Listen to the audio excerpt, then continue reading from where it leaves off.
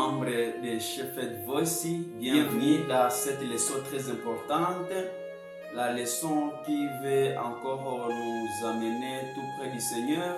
Comment est-ce que nous devons toujours vivre avec Dieu, et surtout dans ce monde déchiré, dans ce monde qui a assez de problèmes. Vous savez, nous sommes en train de vivre dans ce monde, même si qu'on soit chrétien ou bien qu'on ne soit pas chrétien, nous passons des difficultés de la vie, et d'autres, ce sont des épreuves, et d'autres, ce sont des attaques spirituelles. C'est pourquoi notre leçon nous dit attaque spirituelle ou simple épreuve, comment décider.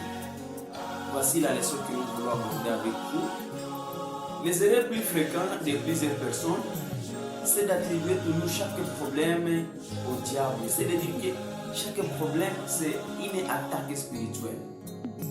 Chaque problème devient attaque spirituelle. Alors qu'il y a d'autres problèmes qui ne sont pas même d'attaque spirituelle.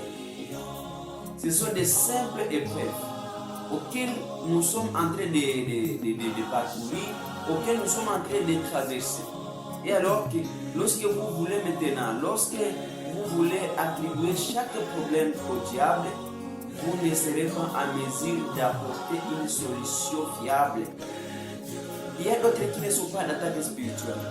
Exactement qu'un chrétien doit parcourir d'attaque spirituelle. Un chrétien doit être tenté par le diable. Mais aussi, il y a d'autres qu'on appelle épreuves. Dieu peut permettre à ce que vous puissiez passer dans des épreuves pour qu'il puisse vous amener à aller quelconque vers une autre ligne plus meilleure que le premier. Il veut développer votre foi. Il veut vous amener à être un homme patient, un homme accompli à toute bonne œuvre sans rien faillir. Il veut à ce qu'il puisse vous faire un homme capable dur pour son œuvre. C'est pourquoi quand nous lisons dans Jacques chapitre 1 verset 2 jusqu'à 4, la Bible nous dit: me faire regarder comme un sujet de joie complète les diverses épreuves auxquelles vous pouvez être exposés. Sachant que l'épreuve de votre foi produit la patience. Mais il faut que la patience accomplisse parfaitement son œuvre.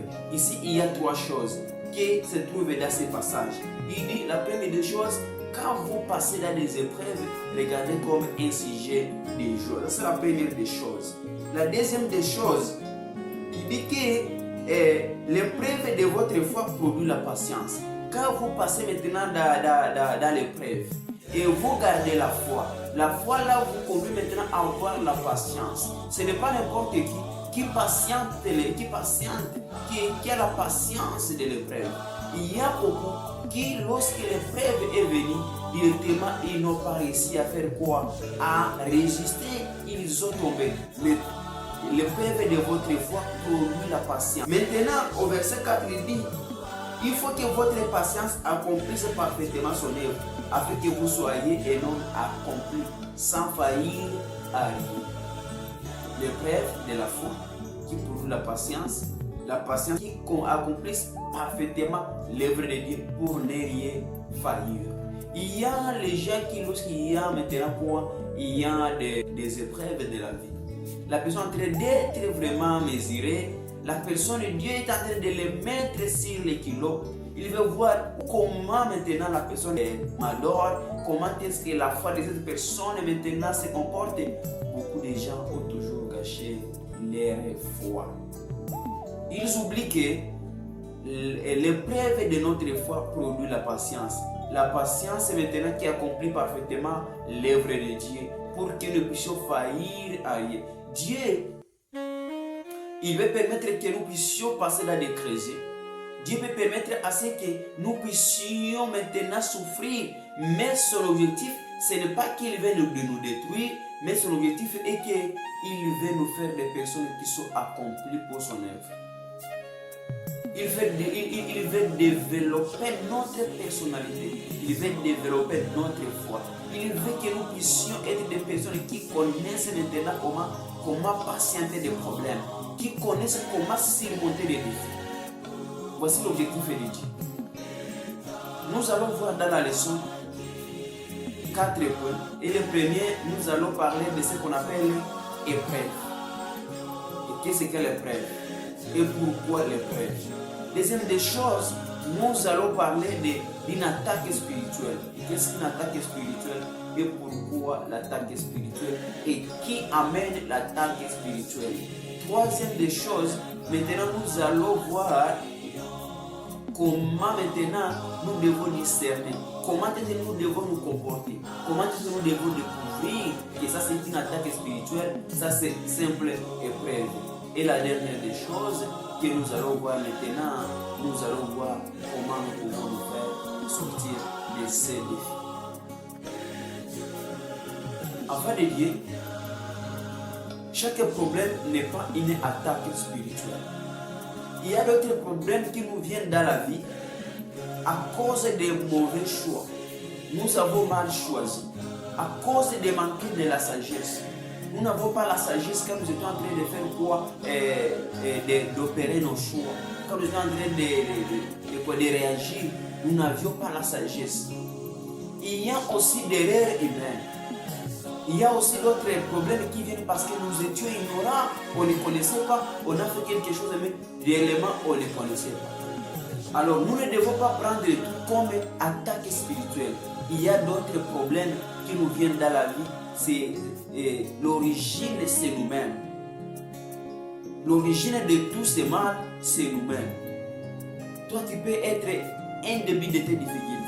Moi, je peux être source de mes difficultés. Et maintenant, quand nous allons maintenant approprier toutes ces difficultés au diable, nous allons spiritualiser tout. Donc, c'est un problème spirituel. Le diable va visiter. Nous allons maintenant prendre des solutions qui ne vont pas nous donner de bons rendements. Quand c'est un problème spirituel, vous voulez amener maintenant une attaque qui n'est pas spirituelle, vous n'allez pas réussir. Quand il s'agit que c'est toi-même source de tes problèmes, alors vous voulez amener maintenant des combats spirituels, vous n'allez pas aussi réussir. S'il s'agit de combats spirituels, soyez spirituels. Nous devons être à mesure de connaître que ça c'est l'attaque spirituelle ou bien ça c'est simple épreuve. Ou bien maintenant, je suis maintenant l'auteur de ces défis.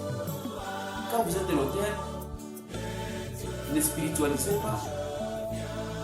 Quand tu connais que c'est à cause de mes décisions, c'est parce que j'étais ignorant, c'est à cause de mes choix que je suis en train de subir. Vous devez maintenant chercher des solutions qui vont vous aboutir au bon rendez-vous. Parce qu'il y a, quand nous spiritualisons tout nous disons que ça c'est le diable, nous allons gâcher notre spiritualité. C'est pourquoi d'autres personnes, quand ils voient que vraiment il y a des défis, des difficultés qui se suivent, ils disent que ça c'est un problème spirituel, ils sont en train de fuir dans des chambres de prière. Quand ça ne tire pas là-bas, ils vont eux-mêmes chercher maintenant comment se faire sortir dans leurs problèmes. Et maintenant, la manière de se faire sortir ne va pas plaire à Dieu. Nous, étant qu'enfants de Dieu, nous ne devons pas laisser l'entrée du diable dans notre cercle. Nous ne devons pas aussi entrer dans le cercle du diable. Nous devons maintenant amener une vie connectée à Dieu. Entrons dans notre leçon. Parlons maintenant de ce qui est l'épreuve. L'épreuve, ce sont des difficultés. Exactement. Ce sont des difficultés que la personne rencontre dans la vie. Ce sont des problèmes. Mais ces problèmes viennent fortifier notre foi. Ce sont des problèmes qui fortifient notre foi. Ce sont aussi des problèmes qui développent notre persévérance. Quand il s'agit d'une épreuve, la personne est persévérante. Quand il s'agit d'une épreuve, la personne va fortifier toujours sa foi. Quand il s'agit d'une épreuve, la personne est en train de former le caractère. Laissez-moi vous dire que l'épreuve ne nous pousse pas loin de Dieu. L'épreuve ne peut pas nous amener à ne pas prier. L'épreuve ne peut pas nous amener à ne pas lire la parole de Dieu. L'épreuve ne peut pas nous amener à ne laisser l'église. Quand il s'agit d'une épreuve, nous devons développer notre foi. Quand il s'agit d'une épreuve, formons le caractère. Quand il s'agit de l'épreuve, développer la persévérance. Il y a des personnes dans la Bible, quand nous lisons la Bible, nous avons toujours trouvé quelqu'un qu'on appelle Job. Job, c'est un quelqu'un qui a parcouru les difficultés exactement. Job, c'est un quelqu'un qui a passé dans des prisons. Job, c'est un quelqu'un qui a tout perdu. Mais maintenant, il est resté toujours fidèle à Dieu. C'est un homme intègre, craignant Dieu. Et même quand les amis, la femme venaient le décourager, ils disaient d'injurier Dieu. Au lieu d'injurier Dieu, il remettait son être entre les mains de Dieu. Il remettait sa foi entre les mains de Dieu. Et pour la suite, nous savons qu'il a eu des récompenses. Job, il a récupéré tout ce qu'il a perdu. Pourquoi? Parce qu'il était toujours fidèle devant l'Éternel. Parlons de Joseph. C'est un quelqu'un qui a été vendu par les siens. Il a été vendu par les Ismaélites. Les Ismaélites, à leur tour, ils les ont aussi vendus. Et maintenant, quand il arrive là, chez le roi, il a été passé aussi dans des crises. Nous connaissons comment est-ce qu'il a été emprisonné. Et à la fin de compte, parce qu'il était toujours resté intègre dans sa vie, dans ses difficultés, il n'a pas accepté de pécher contre Dieu. À la fin, il a été un homme respecté. Il a été une grande personnalité. Il a été un sauveur de son père. Jeune enfant de Dieu, nous sommes dans des prisons. Nous passons dans des crises de la vie. Dieu peut permettre à ce que nous puissions passer dans des prisons, que nous puissions avoir des maladies, que nous puissions avoir des problèmes, que nous puissions manquer du travail, que nous puissions être injuriés, que nous puissions manquer de nourriture, que nous puissions manquer de maris et de femmes. Mais si une fois nous restons intègres dans nos voies, si nous restons fidèles à Dieu, à la fin des comptes, nous serons des grandes personnes. Parlons maintenant d'Abraham. Abraham qui a reçu maintenant des promesses, Dieu l'a promis de bonnes choses. Maintenant la promesse qui a tardé. Malgré que la promesse a tardé, Abraham est resté toujours fidèle à Dieu. Et c'est pourquoi aujourd'hui, nous appelons Abraham qu'il est le père de la foi. Pourquoi? Parce que c'est quelqu'un qui était resté avec son Dieu, malgré que la promesse a tardé. Mais Abraham n'a pas laissé la foi. Nous n'avons pas besoin de laisser la foi. Nous n'avons pas besoin de jurer Dieu. Nous n'avons pas besoin de permettre au diable d'entrer dans notre cercle parce qu'il y a une épreuve. Mais nous devons maintenant nous unir des armes. Et notre arme, c'est la prière et lire la parole de Dieu. Nous devons être hommes, femmes, garçons, filles de prière. Nous devons être enfants de Dieu. Quand il s'agit de preuves, laissons tout entre les mains de Dieu. Laissons tout à Dieu.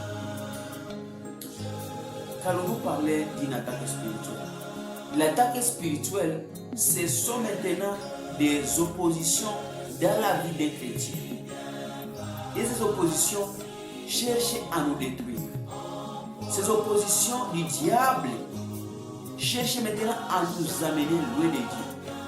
Le diable cherche maintenant à nous détourner contre notre Dieu. Il veut à ce que nous puissions donner les dons à Dieu et maintenant fixer les regards à nous. Il veut à ce que nous puissions nous réjouir avec les péchés. Le diable cherche à ce que nous ne puissions pas lire la Bible. Le diable cherche à ce que nous ne puissions plus avoir l'état de prier, avoir l'état d'aller adorer. Vous n'allez plus avoir l'état d'adorer. Vous allez maintenant voir que vous êtes trop occupé. Au moment où vous devriez aller adorer, vous devriez lire la parole de Dieu. Pour que la parole de Dieu vous conduise, vous devriez prier. Vous allez voir que vous n'avez plus d'état. Vous êtes trop occupé. Et au fur et à mesure, vous allez maintenant voir que se réjouir au mal, et ce qui vous occupe, ce qui vous réjouit, au lieu maintenant d'être réjoui par la parole de Dieu. Ça, c'est une attaque spirituelle. Vous allez voir que vous n'aurez plus le temps de dire que je dois lire la parole de Dieu. Vous ne devez pas être parmi les gens qui ne veulent pas étudier la parole de Dieu, qui ne veulent pas lire la parole de Dieu, mais maintenant chercher à donner Dieu la première place. L'attaque spirituelle est amenée par le diable. C'est le diable qui vous attaque. C'est le diable qui vous amène des problèmes. Mais lorsque vous restez stable avec votre Dieu, vous serez victorieux. 1 Pierre chapitre 5, verset 7 et verset 8, la Bible dit: et déchargez-vous sur lui de tous vos soucis, car lui-même prend soin de vous. Soyez sobre, veillez. Votre adversaire, le diable, rôde comme un lion rugissant, cherchant qui il dévorera. La Bible dit: déchargez-vous, déchargez-vous de tous nos soucis, de tous nos problèmes. Quels sont tes problèmes? Quels sont tes soucis? Tu es attaqué par le diable exactement. Et tu es dans des épreuves, tu es en train de passer un moment des épreuves. Tous ces soucis, déchargeons-le devant l'Éternel. Et lorsque nous déchargeons tous nos soucis à Dieu, l'Éternel est là pour nous aider, pour nous soutenir. Et la Bible continue de dire: le diable est là, il rôde comme un lion. Il cherche qui il va dévorer. Que ça ne soit pas moi, que ça ne soit pas toi. C'est pourquoi, quand le diable rôde comme un lion, nous devons maintenant être plus spirituels. Nous devons être femmes et hommes spirituels. Nous devons être femmes et hommes de prière. Nous devons être femmes et hommes qui lisent la parole de Dieu.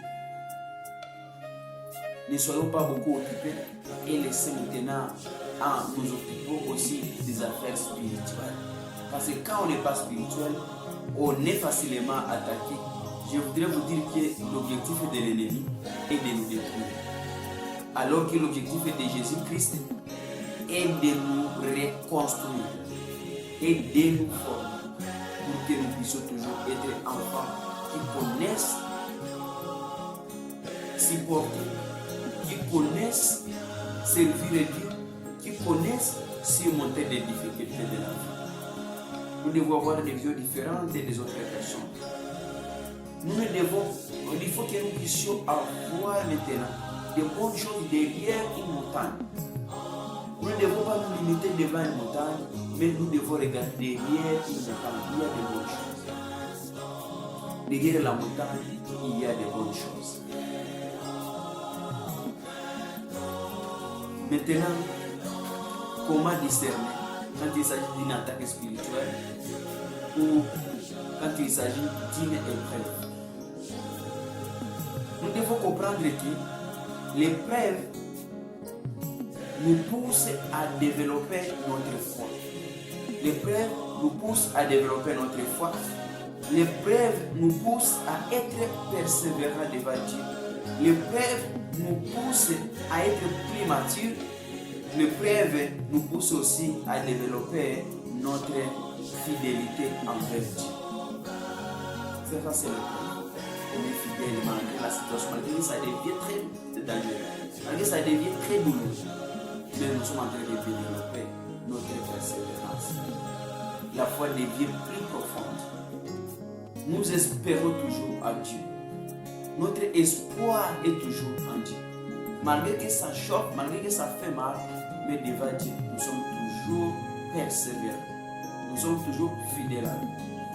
Alors quand il s'agit d'une attaque spirituelle, l'attaque spirituelle nous amène à douter.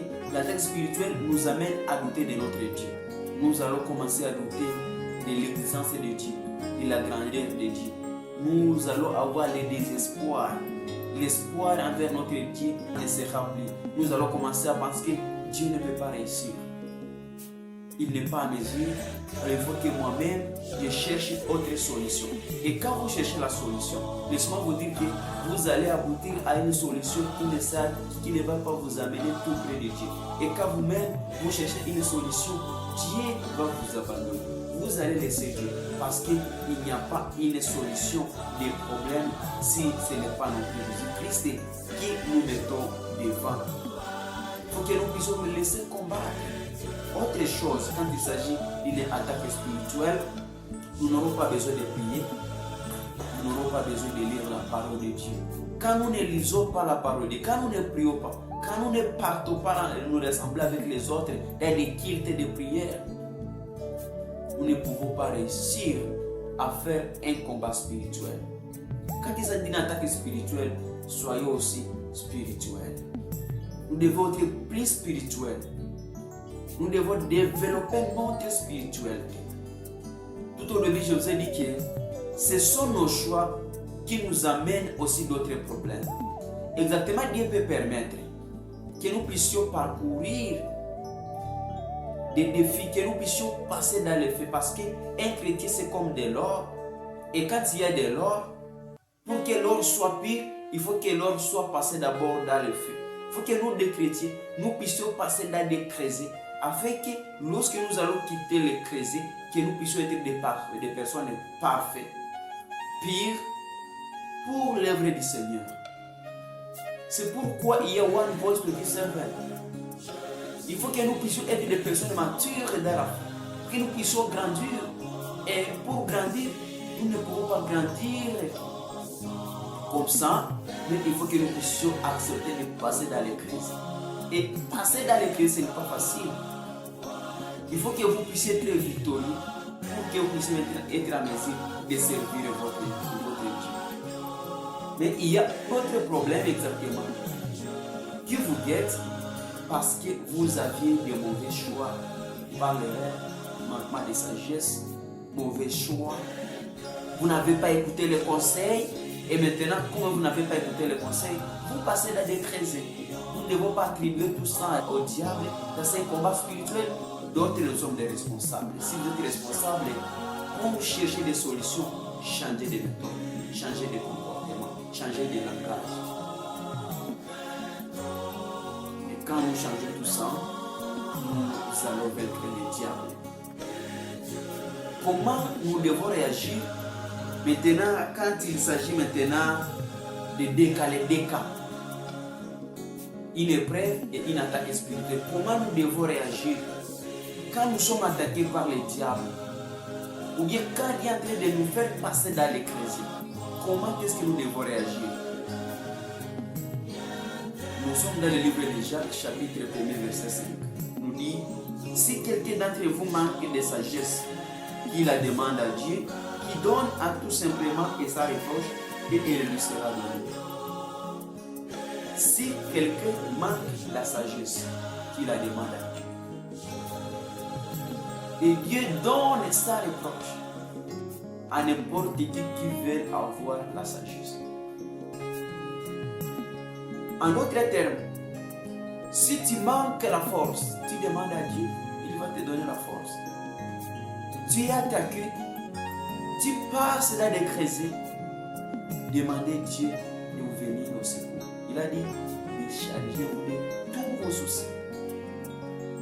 Et on se décharge de tous les soucis, c'est en priant, en adorant, en lisant la parole de Dieu.